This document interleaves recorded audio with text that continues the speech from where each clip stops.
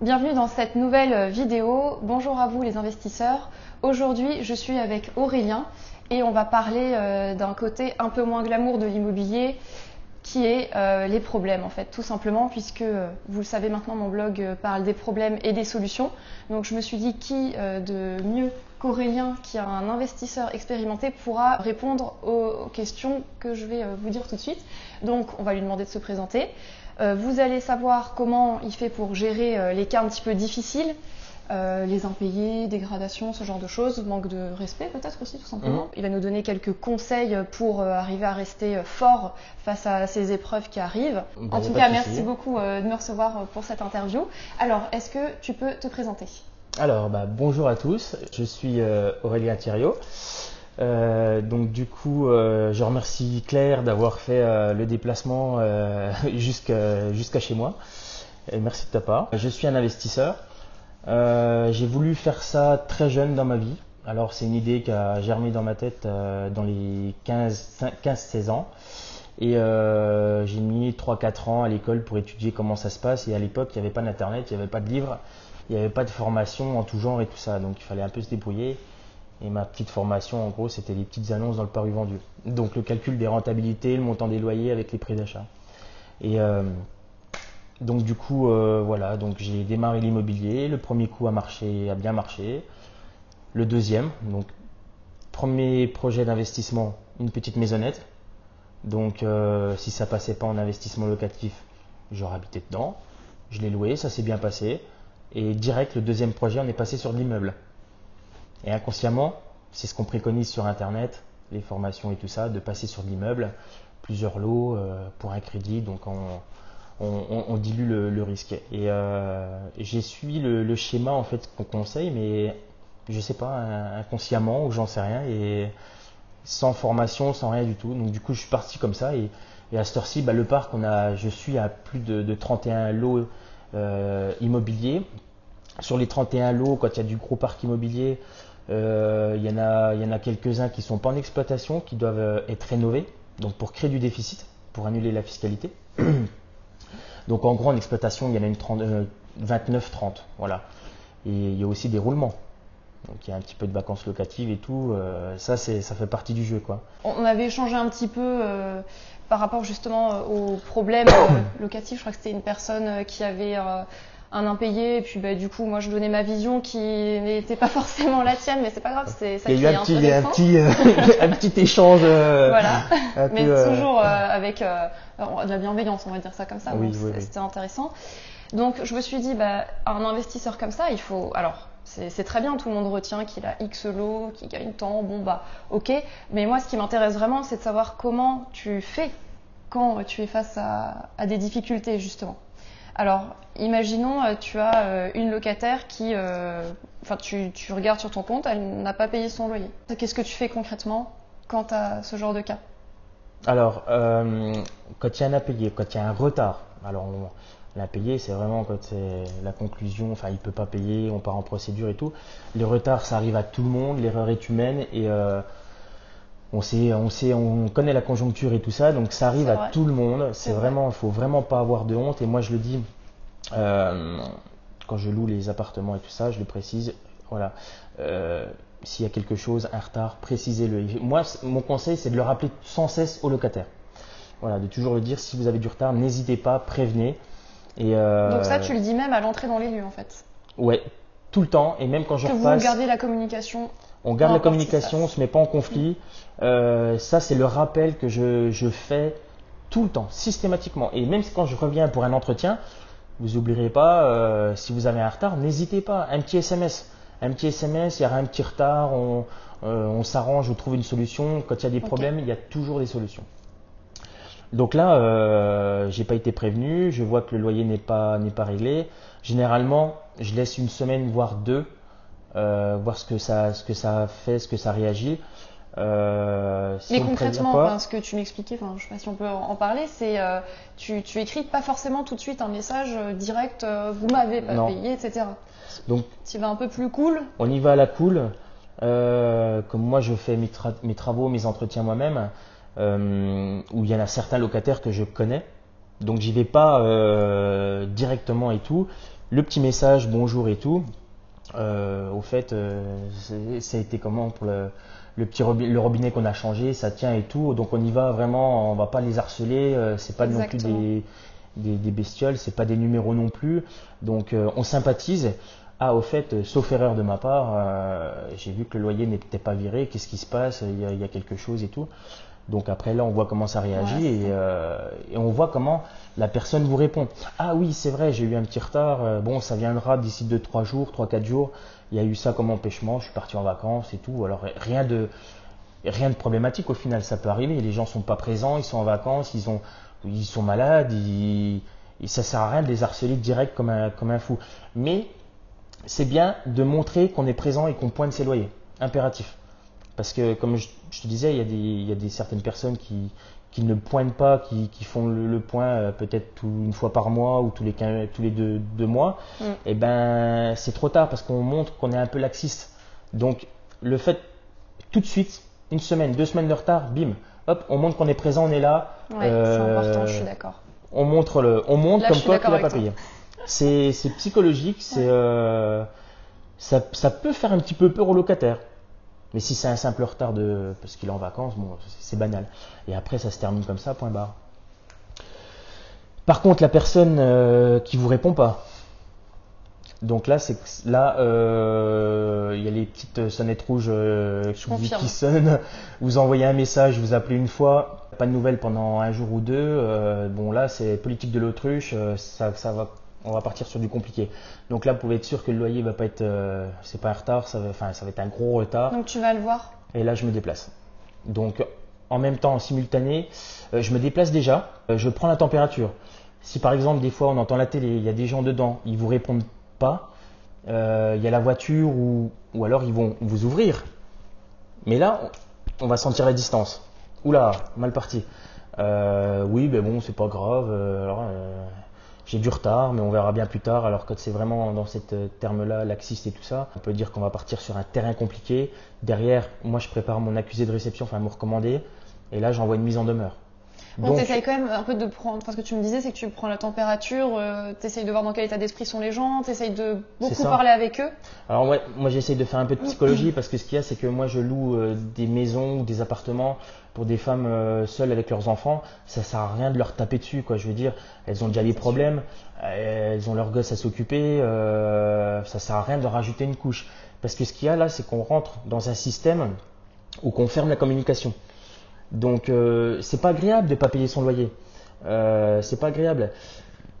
Quand je me déplace, je leur dis, je romance la chose et j'essaye de trouver un pied d'égalité avec le locataire parce que le locataire il vous voit, il vous voit propriétaire plein aux as en mode Picsou, le gros capitaliste, voilà. Donc je me dis toujours, je fais référence à ma mère, ce qui est vrai. Elle est en location, elle est tenue en location une grosse partie de sa vie. Donc du coup, je dis, moi, ma mère, il y a des échéances qu'elle a ratées. Il n'y a pas de honte, madame. Donc, on parlait de la fameuse carapace. Sur les 2 locataires que j'ai eus précédemment, j'ai 2 personnes qui me répondaient plus pendant plus de 3 semaines à moi. Je toquais, on me répondait même pas. Je dis, waouh! Alors là, tendu quoi. Bon, accusé de réception, d'accord, ça n'a rien fait, mise en demeure. De toute façon, s'il n'y a pas de sous, il n'y a pas de sous. Hein. Il n'y a pas d'argent. Ça ne sert à rien de s'acharner. Hein, ça ne sert à rien de s'acharner parce que on ferme tout dialogue, on ferme tout compromis amiable et on part dans un terrain de conflit. Et si par exemple la personne retrouve un autre appartement qu'elle va partir, elle va vous faire des graffitis sur les murs par exemple pour se venger ou des choses comme ça. Donc on essaye de faire sur du dialogue, sur de la parole. Et je me déplace et on voit si c'est une maman. Si tu vois qu'il y a du répondant, voilà, qu'il y a quelque chose à faire, parce qu'après il y a des locataires qui s'en fichent de tout ça. Mais en tout cas, voilà, toi tu essayes vraiment jusqu'au bout, et ça c'est ce que je recommande aussi, de se mettre d'accord. Je suis pas en mode procédure, ça y est, il y a un schéma à respecter. Ah mais de toute façon, faut pas faire ça. Hein. J'envoie quand même mon accusé de réception pour choper un peu le déclic en disant voilà, il y a une mise en demeure et ça peut faire flipper un peu les gens, ou alors on les met un peu en garde et qu'on est prêt à appliquer le processus. Mais on va voir si c'est une petite maman avec ses enfants et je vois qu'elle galère ou alors elle est prête à vous donner 20 €. Quoi. Je dis non, mais laissez, attendez, il y a des autres solutions.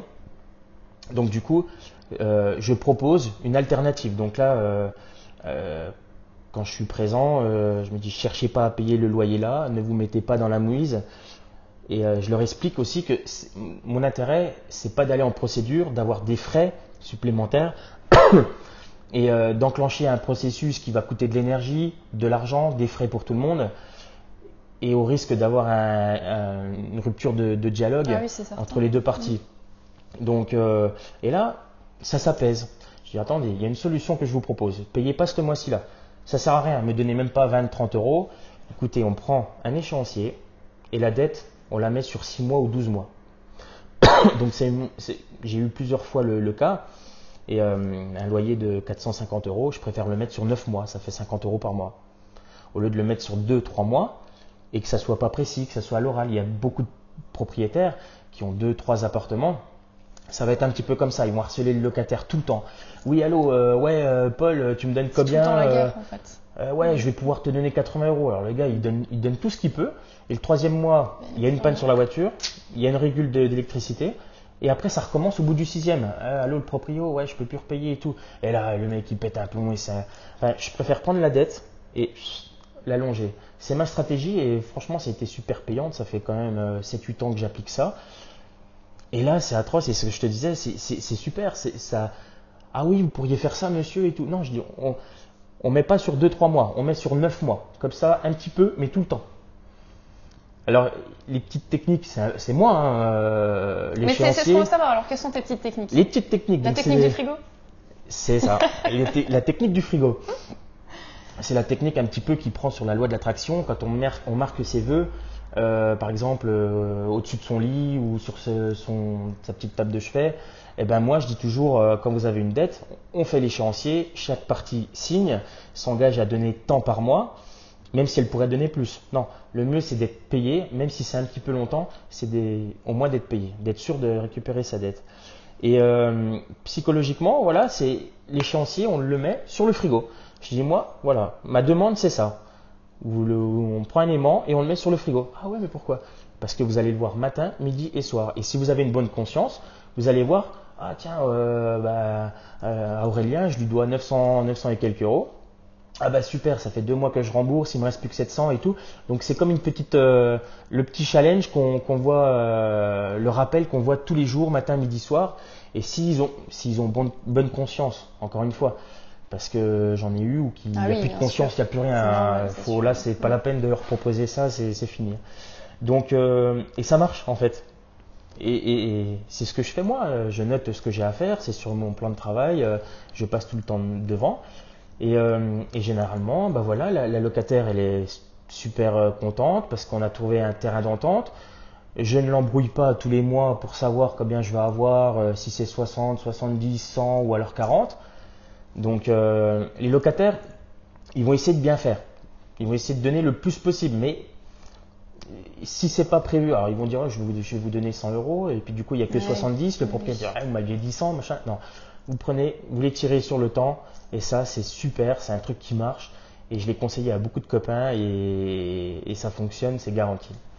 Donc voilà merci un petit peu de partager ta technique et ta façon de voir les choses. Alors les cas un petit peu plus compliqués. Alors, comment tu gères ça? Voilà, alors moi j'ai eu le cas. Les récalcitrants, hein, pour être explicite. Donc là, il n'y a plus de dialogue, il n'y a pas d'échéancier. Vous en faites un, vous le retrouvez déchiré dans votre boîte aux lettres. le cas extrême, quoi. Donc là, je suis pas hyper procédurier. C'est la zone rurale, c'est la campagne. Et même quand il y a des mises en demeure, les gens s'en fichent complètement. Alors moi, mon cas, j'ai estimé m'avoir défendu ou défendre mes autres locataires. Il y avait un locataire qui est au rez-de-chaussée. Donc il payait plus ses compléments de loyer, j'avais 7 mois de retard et tout ça. Donc il y avait une dette, enfin une petite dette assez conséquente. Mais le pire, c'est qu'en fait il y avait 6 chats dans l'appartement. Ils s'en allaient 3 semaines, un mois. Et en fait les chats, il y a eu une infestation de puces, de saloperies. Et en fait ça s'est propagé dans tout l'appartement. Et ça commençait à sortir dans les communs et tout. Donc là, qu'est-ce qu'on fait? Donc j'ai appelé la SPA, j'ai prévenu comme quoi qu'il y avait des chats enfermés dans l'appartement, qui partaient 3 semaines sans nouvelles. C'était le frangin qui venait donner à manger et tout. Et la SPA ne bouge pas, j'appelle les services de la commune, ça bouge pas non plus, les flics, personne ne bouge en fait. Et ça, c'est ma grande surprise, parce qu'il y a souvent des propriétaires qui sont coincés avec des animaux, les gens partent, ils laissent les animaux Tout dans à les fait. apparts. Et en fait, les organismes et tout ça, ça bouge pas plus que ça. Donc, il y a un moment, on relève les manches. Je l'avais mis en procédure à l'huissier d'ailleurs, hein. Il y avait une procédure, ça faisait 9 mois qu'on était en procédure et tout. Il y avait eu deux courriers recommandés qui avaient été envoyés. Elle s'est déplacée, ils ont toqué à la porte, il n'a pas répondu, bien sûr, même qu'il était dedans. Et j'ai essayé de faire bouger les choses comme j'ai pu et essayer d'avoir d'autres solutions. La solution, c'est perceuse, le forêt, le forêt pour percer le métal. Et là, j'ai ouvert la serrure comme ça. Donc ça, c'est un risque. Ça se dit pas. Voilà. Mais dans le monde de l'immobilier, Voilà. ça se pratique. C'est une réalité. Après, moi personnellement, en tant que juriste, et voilà, moi, je vous déconseille de faire ça et c'était pour ça qu'on C'est n'était des pas risques. d'accord. Mais après, je comprends parce que tu es face à un mur, donc je peux comprendre ça humainement. Mais en tout cas, voilà, sachez que pénalement, ça s'appelle une violation de domicile, donc. Donc violation de Non. domicile, pénalement, c'est 15 000 euros d'amende, quelque chose comme ça. Enfin bref, je sais pas. Et emprisonnement aussi, ouais. Je vous Emprisonnement. mettrai dans la description le lien vers le code pénal si vous voulez.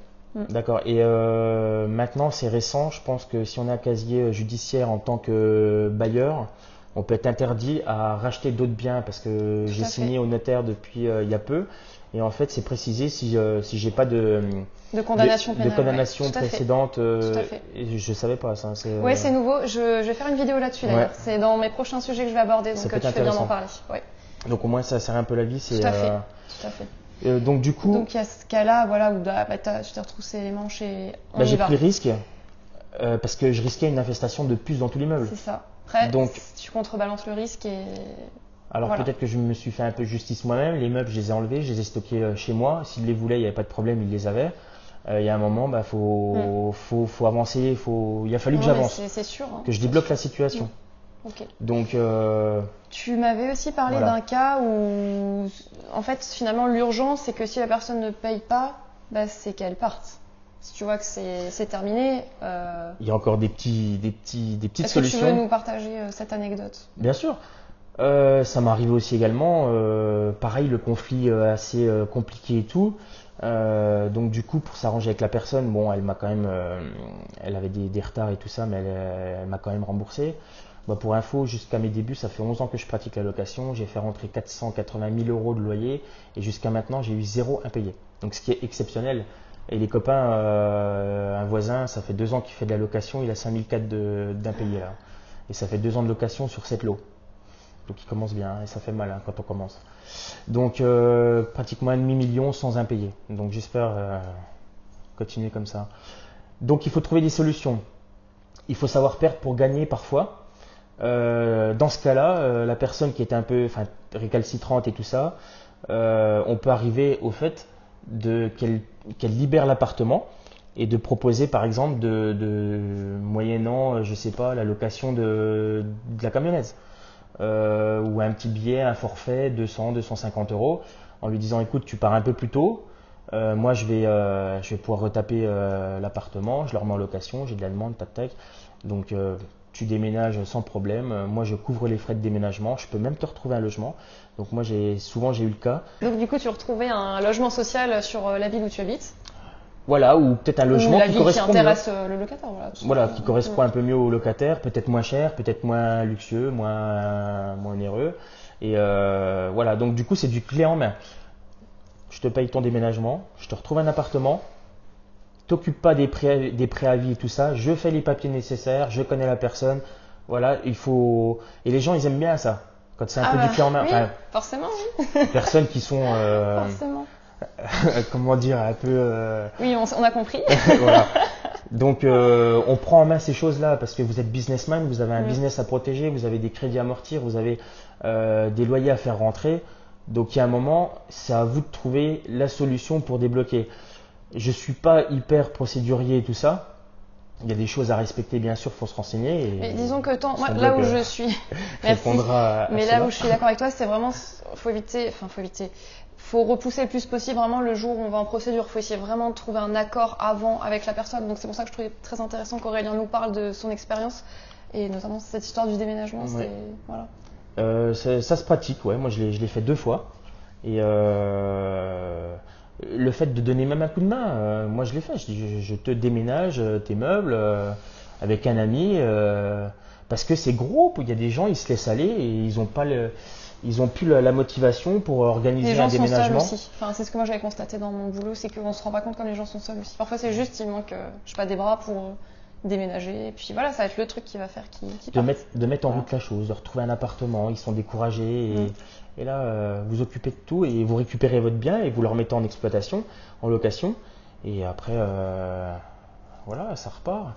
Il y a plein de petites combines qu'on peut pas détailler. Non, mais c'est pas la peine. Après, voilà. Il y a plein de choses. On les trouve soi-même au final. Voilà. Votre seule limite, c'est l'imagination. Moi, je rajouterais et la loi. Hein. Donc voilà, faites attention quand même à ça. Alors moi, il y a un truc qui m'épate, c'est ta force intérieure. Parce que quand on vit ça, c'est quand même une épreuve. Donc exactement. Comment tu fais? Parce que tu dis oui, j'aide même à déménager. Enfin, alors que tu as juste envie, ces gens-là, d'en prendre un pour taper sur l'autre, quoi, limite. C'est une image, hein, bien sûr, faut pas le faire. Ouais. Mais voilà, alors comment tu gères ça?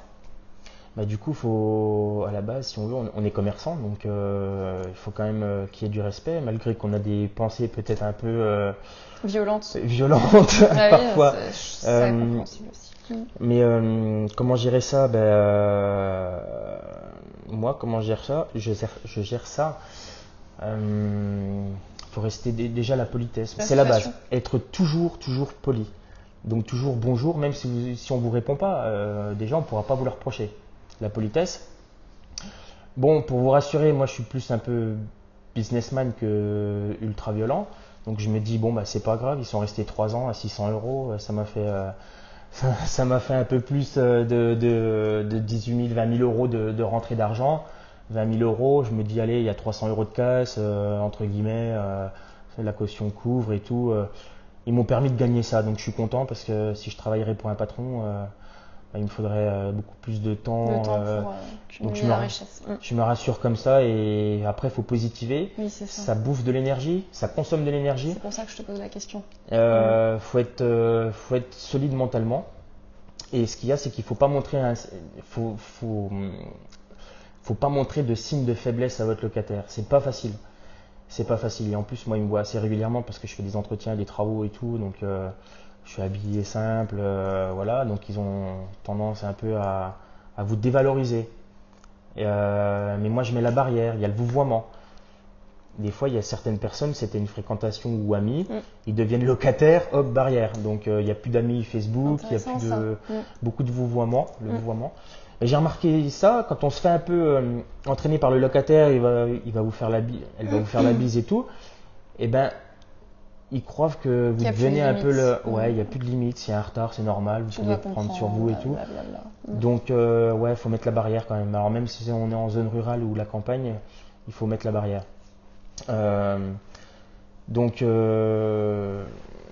rester positif et puis rester courtois, poli, malgré que c'est contraignant d'avoir des cas comme ça et ça va devenir de plus en plus. Enfin, c'est pas que je veux démoraliser les gens, mais ça fait partie du boulot d'investisseur. Les relances, les impayés. Si vous faites de l'immobilier, c'est ça qui vous attend. Au final, moi je suis pas là pour vous mentir et tout ça. Je le savais dès le début. D'ailleurs, toute ma famille me le disait, si tu fais de l'immobilier, tu auras de la casse, tu auras des impayés. Mais ça gère. Donc du coup, soyez, comme tu disais Claire, imaginatif. Donc trouvez des solutions, des compromis, mais essayez de préserver le noyau, le dialogue. Si un dialogue, vous arriverez à beaucoup de choses. Donc voilà. Parfait. Merci beaucoup. Est-ce qu'on peut te retrouver pour échanger avec toi sur l'IMO? Alors, j'ai ma page Facebook, donc mon nom, Aurélien Thiriot. Je vous mettrai le lien dans la description. Ouais. Faut pas qu'il y en ait trop non plus. Hein. Il y aura le code pénal, il y aura la page Facebook d'Aurélien, ça va. Et voilà. Je vous mettrai aussi le lien vers mon nouveau livre. Donc, j'ai écrit un livre sur le loyer impayé pour éviter des erreurs courantes chez les investisseurs, donc basé sur mon expérience de Claire D'Huissier.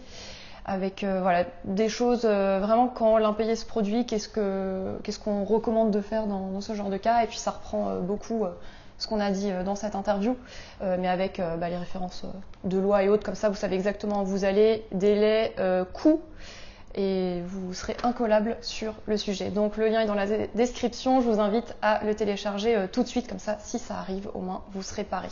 Merci beaucoup Aurélien d'avoir Merci accueilli. à toi. À bientôt. C'est gentil, à bientôt.